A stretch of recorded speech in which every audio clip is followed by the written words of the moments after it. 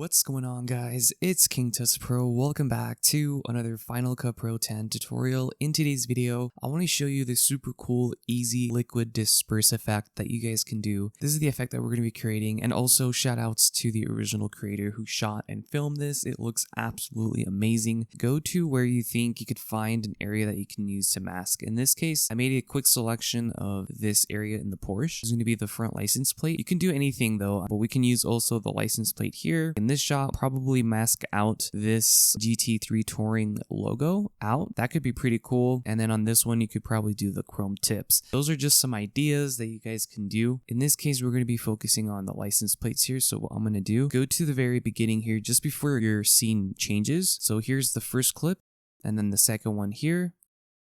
And it's roughly 2 seconds long. So I'm going to go to the beginning here, then press Option F together to create a freeze frame. The cool thing about this is you can click and drag to make this a little bit longer without affecting everything else down the timeline, which is kind of cool. So I'm going to go and play it through. I think around here is perfect. So I'm going to drag it above. We're going to have our base layer, which is our original video. What we're going to do is actually make it the same length as this one. Might as well. Make sure the clip's selected. Go over to the effects and then go down to masks. And then just double click on the draw mask to add the effect to it. And then if you go over to the inspector tab, it should show up here. Click and drag to make a curve. Take your time with this. A lot of you guys also tell me that I go through the tutorials way too fast, so I'm slowing it down a little bit so you guys can kind of really see what's happening. So I'm going to go ahead and finish off the path by just clicking on this. And you're going to notice it shifts a little bit. So here's a before and after. But you're going to notice now if I go back and push play, it's not being tracked to the original clip beneath. So what we need to do is track it. So select the clip. It should be a still image. Go to the beginning and go to the transform button here. Just click on this once. Then go over to the tracker option here. Click on this. It will actually bring up a square. You can also make the square smaller, which is what I'm going to do. And I'm going to make it a little bit wider though. So the most important part of this is if you click on this down arrow, it's very faint, but it's next to the tracker text. If you go down next to apply tracker 2, make sure position, rotation, and scale is also selected. Click on analyze, and this will go ahead and just track that text as you just saw. I'm going to go ahead and re-enable the clip now. But you're going to notice the size of the license plate is way too small. So we're going to go over to transform again, click on it, and then change it from tracker to transform, and then just click and drag and move it up. So just scale it up to the original scale that we had it on before. So now if we play it through, it's going to track it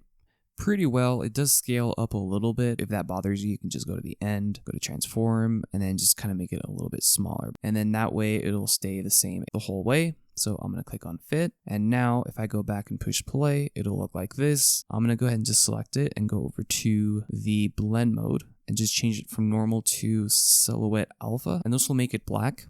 I'm going to hold option, click and drag, and just move this up above. And what we're going to do now is just change it from the silhouette alpha and change it back to normal. I'm going to go to the beginning here and go over to the effects. And I'm going to go over to distortion, and underneath towards the bottom, we're going to add the underwater effect. So click and drag that onto the top clip here, which should be the freeze frame clip. And we're going to go to size, and we're going to type in, we're going to do 0.2, press enter for size. For speed, we can bring this down to 15, depending how fast your clip is moving. I kind of want it to match the smoothness of the shot overall, so I kind of brought the speed down. But if you have a pretty quick moving clip, you might want to increase the speed here. And then the refraction is pretty much how wiggly the overall kind of effect is. So I'm going to go with just 100, keep it how it is, push play.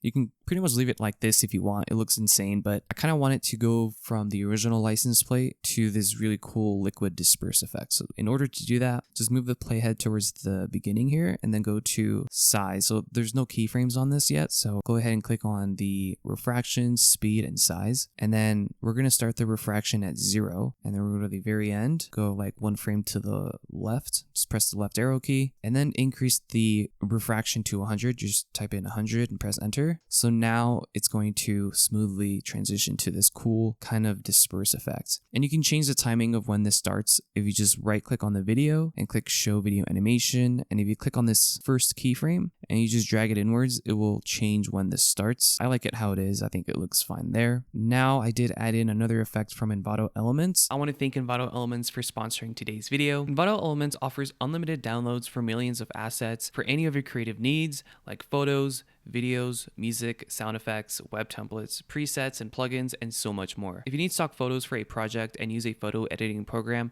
such as Photoshop, you can browse our library for a preset and use it on your own projects. You can also download the project files files in other formats, including the ability to download specific angles of a 3D object. This is important if you work with a lot of compositing and motion projects, and it doesn't stop there. A lot of you are video editors like myself, and that's why I think you guys will enjoy the custom transitions and editing packs from their huge library for Final Cut Pro and other editing programs. With every asset, you get a license to use these assets both commercially and non-commercially at no extra cost. I know you guys like awesome deals, and that's why I'm providing a link to a 7-day free trial for the first month to Envato elements and everything I talked about in the description.